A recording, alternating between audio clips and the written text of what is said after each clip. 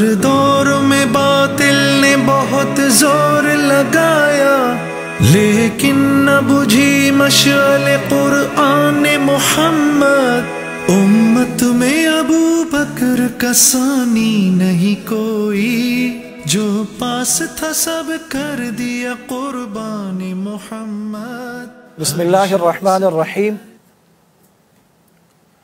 سیدنا صدیق اکبر رضی اللہ تعالی عنہ اس امت کی بنیاد ہیں، امت کی عمارت کی پہلی اینٹ ہیں۔ آپ صلی اللہ علیہ وسلم اللہ کے آخری نبی ہیں، اور آپ کی امت آخری امت ہے، اور اس امت کا سب سے پہلا فرد وہ سیدنا صدیق اکبر رضی اللہ تعالیٰ عنہ ہے۔ اس کائنات میں انبیاء کی جماعت کے بعد سب سے افضل ترین انسان وہ سیدنا صدیق اکبر رضی اللہ تعالیٰ عنہ ہیں، جن کے بارے میں آپ صلی اللہ علیہ وسلم نے فرمایا کہ اس دنیا میں مجھ پر جس نے بھی احسانات کیے میں نے سب کے احسانات کا بدلہ چکا دیا، سوائے ابو بکر کے، کہ ابو بکر کے احسانات کا بدلہ قیامت کے دن اللہ پاک دیں گے۔ یعنی ابو بکر رضی اللہ تعالیٰ عنہ کے احسانات تو نبوت بھی مانتی ہے، اور اس پوری امت پر صدیق اکبر رضی اللہ تعالیٰ عنہ کا احسان ہے۔ سیدنا صدیق اکبر رضی اللہ تعالیٰ عنہ وہ ہیں جنہوں نے فتنہ ارتداد کو رفع کیا، جب مرتدین اٹھے رفع کیا، مانعین زکوٰۃ کو ختم کیا، مسیلمہ کذاب نے جھوٹا دعوی نبوت کیا، اس فتنے کو ختم کیا۔ عرب میں جتنے فتنے تھے اس وقت ان سارے فتنوں کو ختم کیا، اور سیدنا عمر رضی اللہ تعالیٰ عنہ کے حوالے ایک ایسا عرب کیا جو تیار تھا کہ اب اسے لے کر نکلیں اور پوری دنیا میں اسلام کی دعوت کو عام کر دیں۔ سیدنا صدیق اکبر رضی اللہ تعالیٰ عنہ آپ صلی اللہ علیہ وسلم کے دوست ہیں، رفیق غار ہیں، آپ کے خلیفہ ہیں، آپ واحد ہیں جن کا لقب خلیفۃ الرسول ہے۔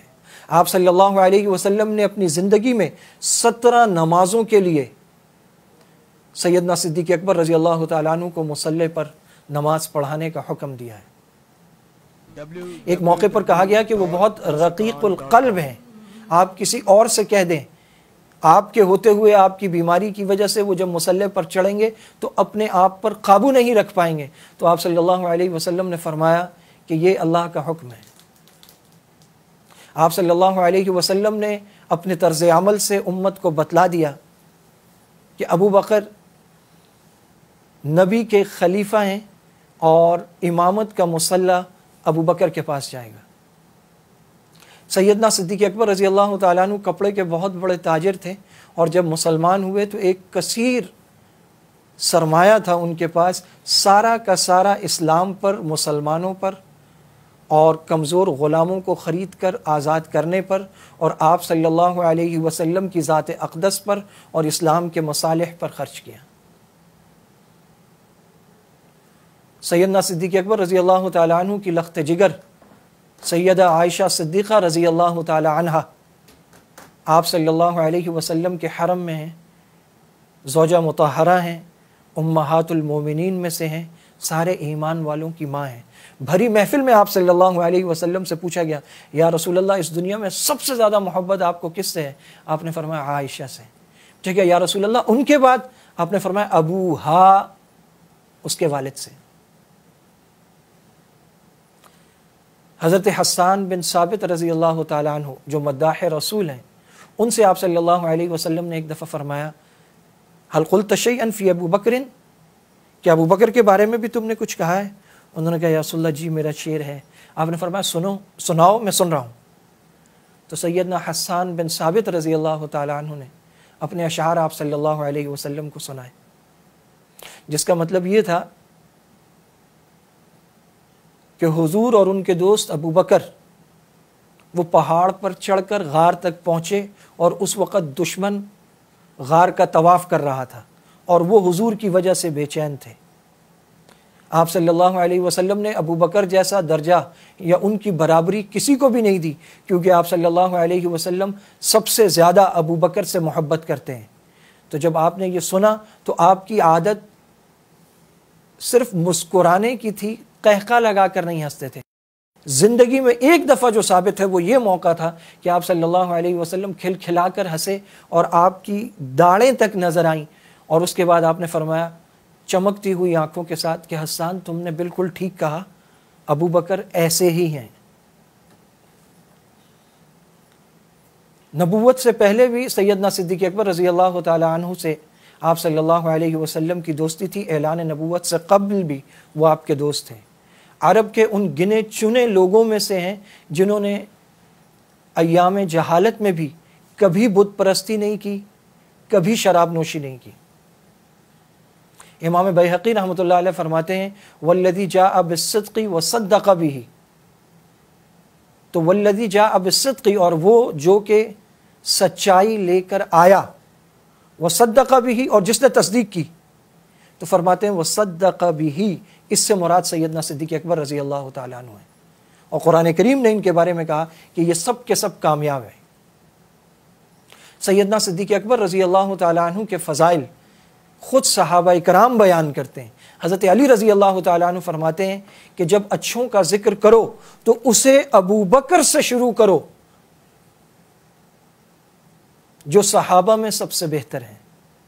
عبداللہ ابن عباس فرماتے ہیں کہ حضور کے زمانے میں بھی ہم سب یہ جانتے تھے کہ صحابہ میں سب سے افضل ابو بکر صدیق ہیں۔ شرف نبوت میں سارے کے سارے انبیاء برابر ہیں، لیکن کمال نبوت میں آپ صلی اللہ علیہ وسلم سب سے اعلیٰ درجے پر ہیں کہ آپ نبیوں کے سردار ہیں۔ شرف صحابیت میں سارے صحابہ برابر ہیں، لیکن کمال صحابیت میں ابو بکر سب سے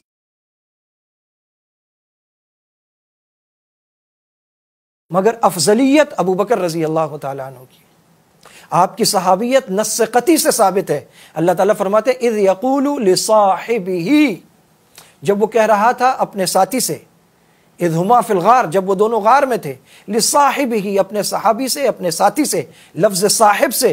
امام اعظم ابو حنیفہ رحمہ اللہ فرماتے ہیں کہ ابو بکر رضی اللہ تعالیٰ عنہ کی صحابیت نص قطعی سے قرآن کریم کی اس آیت سے ثابت ہے۔ قرآن کریم میں کئی آیات مبارکہ ہیں جن میں حضرت ابو بکر رضی اللہ تعالیٰ عنہ کی فضیلت بیان کی گئی ہے۔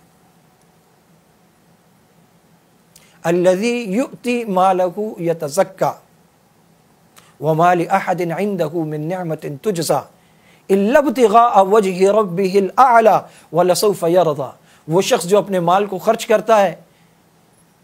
جب حضرت ابوبکر رضی اللہ تعالیٰ عنہ نے بہت کثیر مال خرچ کر کے حضرت بلال کو خریدا امیہ بن خلف سے اور پھر آزاد کر دیا، تو ان کے والد ابی قحافہ نے کہا کہ تم ان غلاموں پر مال لٹاتے ہو، اگر لٹانا ہی ہے تو کسی طاقتور پہ اور بڑوں پہ لٹاؤ کہ کل تم پر جب مصیبت آئے تو وہ تمہارے کام تو آ سکیں۔ اور بعض لوگوں نے کہا کہ امیہ بن خلف کا ایک احسان تھا تو ابو بکر نے بلال کو مہنگا خرید کر امیہ بن خلف کے اس احسان کو اتارا ہے۔ اللہ تعالیٰ نے گواہی دی کہ یہ جو مال خرچ کر رہا ہے الا ابتغاء وجہ ربہ الاعلی، اس کا مقصود صرف اور صرف ہماری رضا جوئی ہے، اس کے علاوہ اور کوئی مقصد نہیں ہے۔ یہ صرف ہماری خوشنودی کے لیے یہ مال خرچ کر رہا ہے۔ سیدنا صدیق اکبر رضی اللہ تعالیٰ عنہ وہ ہیں کہ انہیں آسمان سے فرشتے سلام لے کر آئے۔ آپ صلی اللہ علیہ وسلم نے جب کہ حضرت ابوبکر ساتھ بیٹھے ہوئے تھے، اور یہ وہ موقع تھا جب تبوک کے موقع پر اپنا سارا مال دینے کے بعد اور اپنے کپڑے تک دے دینے کے بعد ٹاٹ کا لباس پہن کے بیٹھے تھے، حضرت جبرائیل آئے اور انہوں نے کہا کہ یا رسول اللہ، اللہ تعالیٰ ابو بکر کو سلام کہہ رہے ہیں اور پوچھ رہے ہیں کہ ابو بکر سے پوچھیں کیا وہ ہم سے راضی ہے۔ تو آپ صلی اللہ علیہ وسلم نے جب ابو بکر کو یہ بتایا تو حضرت ابو بکر رضی اللہ تعالیٰ عنہ رونے لگ گئے۔ انہوں نے کہا یا رسول اللہ، کیا میں اپنے رب سے راضی نہیں ہوں گا؟ کیا ابو بکر اپنے رب سے ناراض ہو سکتا ہے؟ اور پھر بار بار یہ کہنے لگے میں اللہ سے راضی ہوں، میں اللہ سے راضی ہوں، میں اللہ سے راضی ہوں، اللہ مجھے جس حال میں رکھے میں اللہ سے اور اس کے رسول سے راضی ہوں۔ محبت کی، وفا کی، دوستی کی، جانثاری کی، جاں سپاری کی اس کائنات میں اگر کوئی مثال ہے تو وہ سیدنا صدیق اکبر رضی اللہ تعالیٰ عنہ ہیں، جنہوں نے محاورتاً نہیں حقیقتاً اپنا تن من دھن سب نبی پر، نبوت پر اور اسلام پر قربان کر دیا۔ جب آپ خلیفہ بنے حالات بہت خراب تھے اور چاروں طرف فتنے اٹھ رہے تھے، تو آپ نے کہا کہ وہ لشکر جسے حضور نے تیار کیا تھا، لشکر اسامہ، اسے بھیجو۔ تو صحابہ نے آ کر کہا کہ حالات بڑے خراب ہیں، اس موقع پر ہم اتنی بڑی تعداد لڑنے والوں کی بھیج دیں گے، مجاہدین کی، تو یہاں مدینہ میں ہمارے پاس کوئی نہیں ہوگا، یہاں مسائل کھڑے ہوں گے، تو انہیں آپ روک لیجئے۔ تو حضرت ابوبکر رضی اللہ تعالیٰ عنہ نے عجیب جواب دیا۔ انہوں نے کہا کیا ابوبکر کا پہلا حکم رسول اللہ کے آخری حکم کے خلاف ہوگا؟ ایسا کیسے ممکن ہے؟ حضور نے جس قافلے کو جانے کا کہا ہے وہ جائے گا، بھیجو اسے۔ لشکر اسامہ کو بھیجا۔ جب آپ مانعین زکوٰۃ کے خلاف کھڑے ہوئے تو حضرت عمر آئے، انہوں نے کہا ہم ایک ہی وقت میں سب سے نہیں لڑ سکتے، تو ان پر ذرا ہاتھ نرم رکھیے۔ تو حضرت ابوبکر نے حضرت عمر کے سینے پر ہاتھ مارتے ہوئے کہا کہ عمر، ایام جہالت میں تو بڑے سخت تھے، دین میں کیسے نرم ہو گئے؟ جو رسی کا ایک ٹکڑا بھی دیتا تھا اور آج وہ اس کا انکار کرتا ہے، تو میں اس سے لڑوں گا، اور اگر کوئی ساتھ نہیں آئے گا تو میں اکیلا جا کے لڑوں گا۔ اور پھر عجیب جملہ، عجیب کیفیت میں کہا اَيَنْقُصُ الدِّينُ وَأَنَا حَيٌّ، کیا دین میں کوئی کمی ہوگی اور ابو بکر زندہ ہوگا، میں زندہ ہوں گا؟ میری زندگی میں یہ ممکن نہیں ہے کہ ایسا کچھ ہو۔ ہر طریقے کو، ہر کام کو، ہر نہج کو آپ صلی اللہ علیہ وسلم کے خطوط پر استوار کرنا اور پورے نظام کو درست کرنا، یہ حضرت ابوبکر رضی اللہ تعالیٰ عنہ کا کارنامہ ہے۔ اور پھر روضہ اطہر میں آپ صلی اللہ علیہ وسلم کے ساتھ ہیں۔ اہل سنت والجماعت کا ایک عجیب عقیدہ ہے، علماء ایک عجیب لطیف نکتہ بیان کرتے ہیں۔ وہ کہتے ہیں کہ وہ جگہ جہاں آپ صلی اللہ علیہ وسلم کی قبر مبارک ہے، وہ عرش سے بھی بالا ہے۔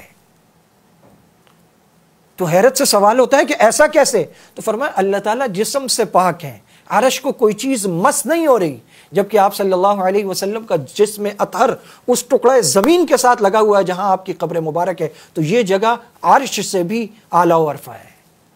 اس جگہ پر آپ کے ساتھ سیدنا صدیق اکبر رضی اللہ تعالیٰ عنہ مدفون ہے، اور آپ صلی اللہ علیہ وسلم ایک موقع پر مسجد نبوی میں داخل ہو رہے ہیں۔ سیدنا ابو بکر کا ہاتھ آپ کے دائیں ہاتھ میں اور بایاں ہاتھ حضرت عمر کے ہاتھ میں تھا، تو آپ صلی اللہ علیہ وسلم نے فرمایا کہ ہم دنیا میں بھی ایسے ہی ہیں، ہم قبر میں بھی ایسے ہوں، اور ہم روز محشر قیامت میں اپنی قبروں سے بھی ایسے ہی اٹھیں گے، اور حشر کے میدان میں بھی ایسے ہی ہوں۔ اور جب غار ثور میں آپ صلی اللہ علیہ وسلم نے حضرت ابوبکر کو دیکھا، جب آنکھیں عادی ہوئیں غار کی، اور پھر پوچھا کہ وہ تمہارا قمیص کیا ہوا، تو انہوں نے کہا یا رسول اللہ وہ اس کے ٹکڑے بنا کے میں نے سوراخوں میں لگا دیے تاکہ کوئی چیز آپ کو نقصان نہ پہنچائے۔ تو آپ صلی اللہ علیہ وسلم نے اللہ پاک سے اس وقت دعا کی کہ یا اللہ ابوبکر کو جنت میں میرے درجے میں میرے ساتھ کر دیجئے۔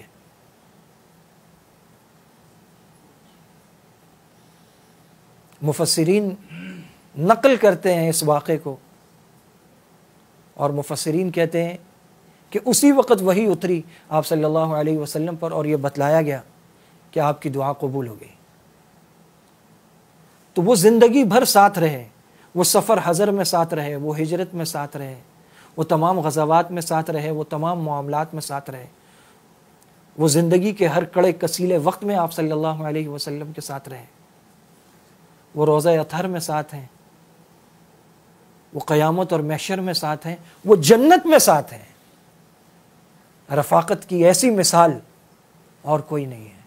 سیدنا صدیق اکبر رضی اللہ تعالیٰ عنہ محبت کی اور وفاداری کی سب سے اعلیٰ مثال ہیں۔ اگر کوئی پوچھے محبت کس کو کہتے ہیں تو محبت ابو بکر کو کہتے ہیں۔ وفا کسے کہتے ہیں؟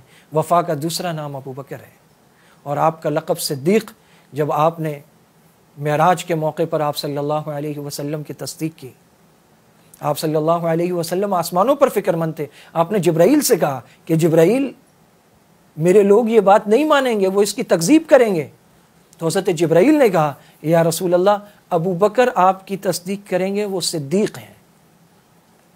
اور پھر آپ صلی اللہ علیہ وسلم نے زمین پر آ کر سیدنا صدیق اکبر کی تصدیق کے بعد انہیں یہ لقب دیا، اور آپ صدیق کے لقب سے ملقب ہیں، اور صرف صدیق نہیں، آپ کو صدیق اکبر کہا جاتا ہے۔ اور شاہ ولی اللہ محدث دہلوی رحمۃ اللہ علیہ لکھتے ہیں کہ صدیق وہ ہوتا ہے جس کا ظاہر اور باطن ایک ہو، صدیق وہ ہوتا ہے جو نبی کا عکس اور پرتو ہو، صدیق وہ ہوتا ہے کہ جمال یار اس کی ذات سے منعکس ہوتا ہے اور اس سے اس کے محبوب کی روشنی پھوٹتی ہے۔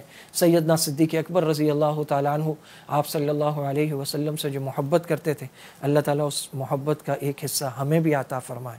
وآخر دعوانا ان الحمدللہ۔ www.darsuquran.com کا ثانی نہیں کوئی، جو پاس تھا سب کر دیا قربان محمد، ہر شخص کی